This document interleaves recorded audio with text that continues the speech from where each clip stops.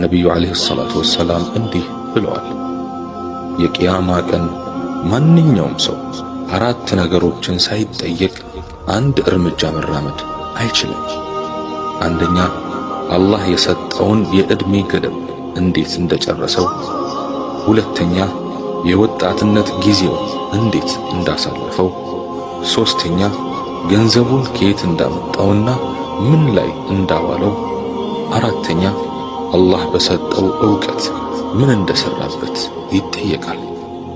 ስለዚህ ይህንን እውነታ አውቀንና ተረድተን አላህ ሱብሓነሁ ወተዓላ የሰጠንን ማንኛውንም ጸጋ አላህ ሱብሓነሁ ወተዓላ በሚፈቅደውና በሚወደው መንገድ ላይ ማዋል ይኖርብናል። ትክክለኛ የአላህ አማኝ ባሪያ፣ ታዛዥ፣ እውነተኛና አላህን ፈሪ የሚል ስም ይሰጠናል። ለሠራነው በጎ ሥራ ሁሉ ተደራራቢ ምንዳ ይከፍለናል። እንደዚሁ አላህ ለከሃዲያን ካዘጋጀው ማናቸውም ቅጣት ከቅያማ ቀን ጭንቀትና እንግልት ፍርሃት ሁሉ ነፃ እንሆናለን። ለዘላለም መውጣት የሌለበትን ጀነት እንገባለን። መከፋት የሌለበትን ሕይወት ደስተኛ ሆነ እንኖራለን። አላህ የጀነት ሰው ይበለን።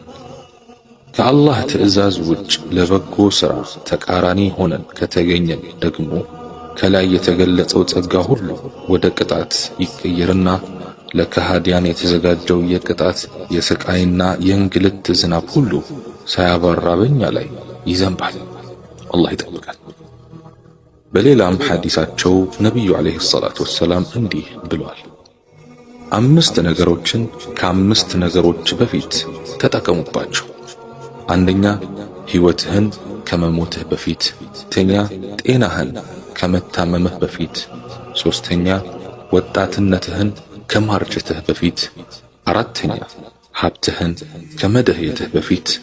አምስተኛ፣ እረፍትህን ከሥራህ በፊት ተጠቀሙባቸው ብለዋል። ስለዚህ ከላይ የተዘረዘሩ 5 ነገሮችን ነቢዩ ዓለይሂ ሰላቱ ወሰላም ሰርተዋቸው አርአያ ወይም ተምሳሌት ሳይሆኑ እኛን አላዘዙንም። ምክንያቱም ነቢዩ ዓለይሂ ሰላቱ ወሰላም የሚያስተምሩትን ነገር ከመናገራቸው በፊት ራሳቸው ይሰሩታል።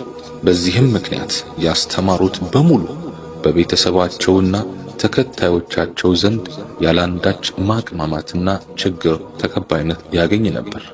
ስለዚህ በእውነት ነቢዩን ዓለይሂ ሰላቱ ወሰላም የምንወድና ወደ አላህ መቅረብን ለእርሱም ብቻ መተናነስን የፈለግን ከሆነ የነቢዩ ዓለይሂ ሰላቱ ወሰላም አካሄድና ፈለግ እግር በእግር እየተከተልን ተግባራዊ ማድረግና እስከ ሕይወት ፍጻሜያችን ድረስ ያሉት የሕይወት እርከኖችን በጥሩ ሁኔታ ማለትም ጀነትን በጉጉት እየፈለግን ጀሃነምን እየፈራን በእነዚህ በሁለቱ መካከል ሆነን ሱናን አጥብቀን ይዘን ከተጓዝን ኢንሻአላህ አመርቂ ውጤት እናመጣለን።